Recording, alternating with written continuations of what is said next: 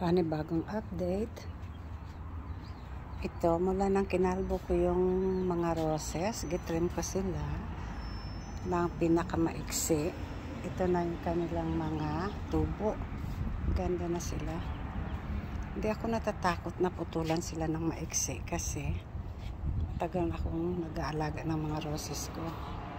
Minsan tinatanggal ko sila dahil sa inis ko, pero ayan, tingnan ninyo, ang ganda nila.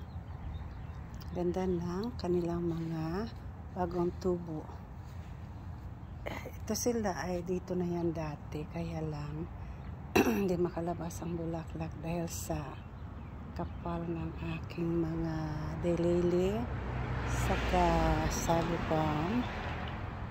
Ayan, diba? Ang ganda ng tubo. Very healthy. Tapos ayan, ito ay peach. Ito, ayan, peach.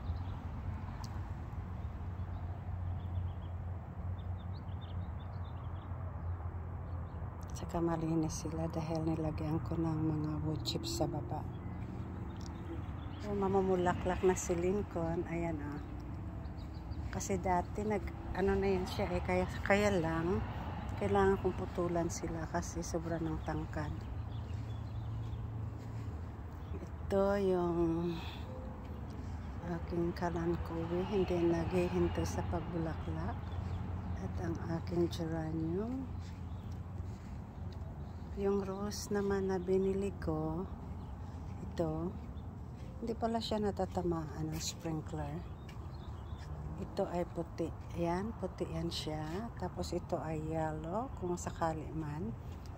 Tapos ito si angel face.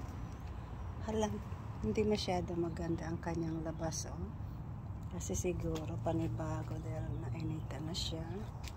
Ito si icebergs. Ayan, siya yung nandoon din sa kabila. Ito yung Lincoln. Ito, tapos yan ang daylily. Tanggalin ko yan siya dyan. Lagyan ko ng baka yellow kasi wala akong yellow dito.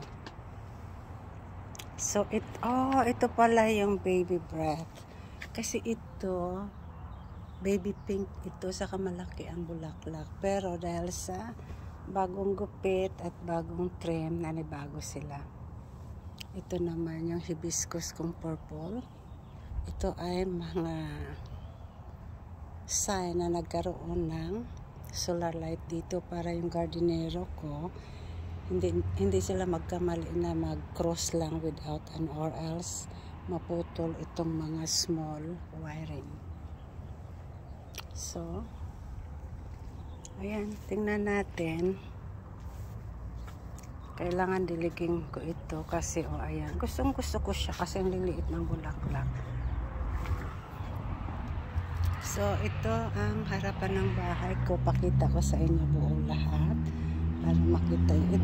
Tingnan ninyo, mula nang pinalitan ko ang aking gardenero, ito na ngayon ang aking grass. Super ganda nila. Super green. Ayan. Super linis. Diba? Parang carpet. Ayan. So, malinis na sila tingnan. Kasi hindi yun marunong mag-ano. Pera lang ang tinatanggal. Ayan.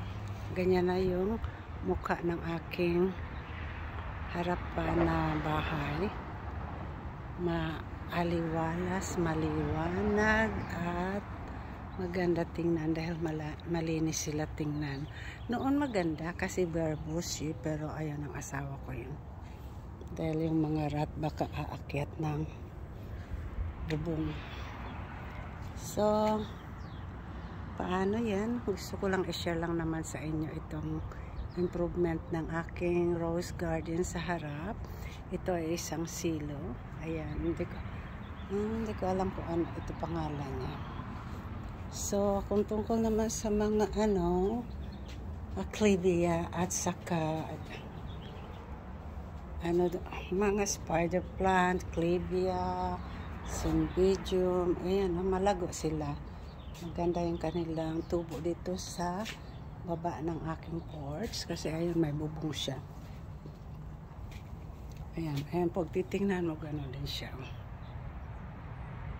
Diba? Ganda, malinis. Tapos ito, lumago ulit ang kanilang mga sanga at dahon. Wala na akong nakahang doon kasi ayusin ng asawa ko yan. Sprinkler. Saka ito ang Queen of the Night ko na hindi pa namumulaklak. Okay guys, salamat sa inyong pagsunod. Thank you, bye-bye.